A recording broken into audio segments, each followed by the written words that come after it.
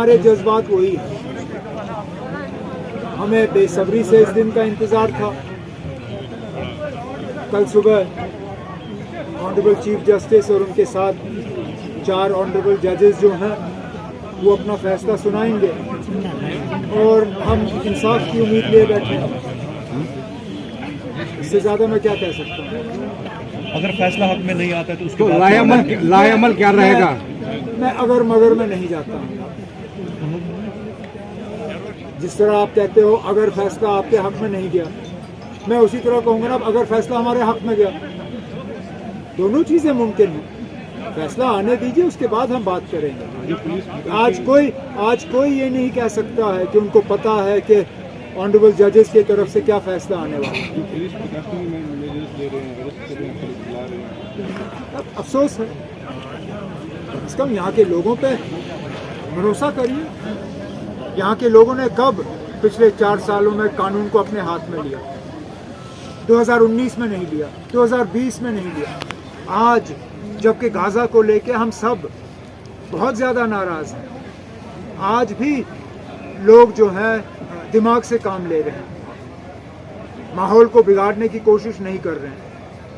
फैसला आने के बाद भी यहाँ के लोग जो हैं वो माहौल नहीं बिगाड़ेंगे।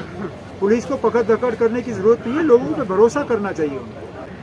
अफसोस की बात यह है कि बंद कमरे में जो महबूबा मुफ्ती साहिबा कहती हैं और खुलेआम जो कहती हैं उसमें ज़मीन आसमान का फ़र्क है।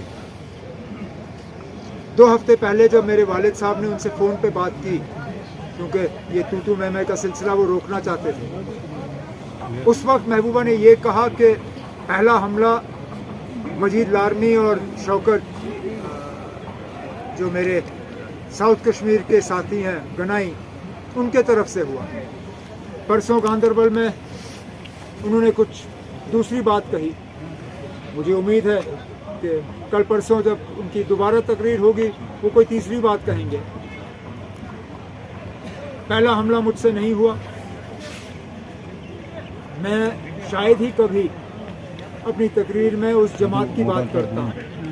हाँ, इतना मैं ज़रूर कहता हूँ और ये कहने में मुझे कोई हिचकिचाहट नहीं है कि मुझे अफसोस इस बात का है कि 2009 में जब हमने बीजेपी को रोकने के लिए पीडीपी के साथ दोस्ती का हाथ आगे बढ़ाया था, उस वक्त हमारे हाथ को ठुकराया गया, उस दोस्ती को कबूल नहीं किया गया और उसका खमियाजा हम आज भुगत रहे हैं।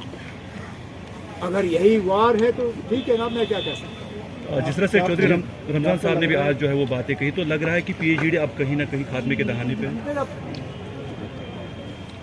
जब हमारे खिलाफ बातें होती हैं तो क्या हम खामोश रहें?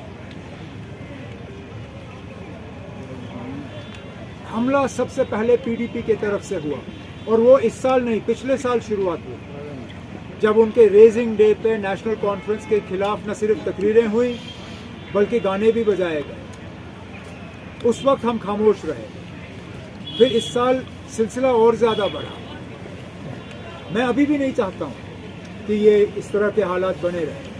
आपने देखा होगा मैंने अपनी तकरीर में इस तरह की कोई बात नहीं। वहाँ से हमारे ऊपर हमले रुक जाएं, यहाँ से भी जो है मेरे पार्टी जो है साथी वो इस तरह की बातें नहीं करेंगे। लेकिन ये ज़रूर है जब वहाँ से बात उठती है और ख़ासकर उनके सदर के तरफ से, तो यहाँ से जवाब देना फिर ज़रूरी है। नॉर्मल से ये क्लेम्स हैं, कल जो है एक और अटैक एक कांस्टेबल पर हुआ, तो आप क्या किस तरह से देखते हैं? अफसोस, हालात ठीक नहीं है।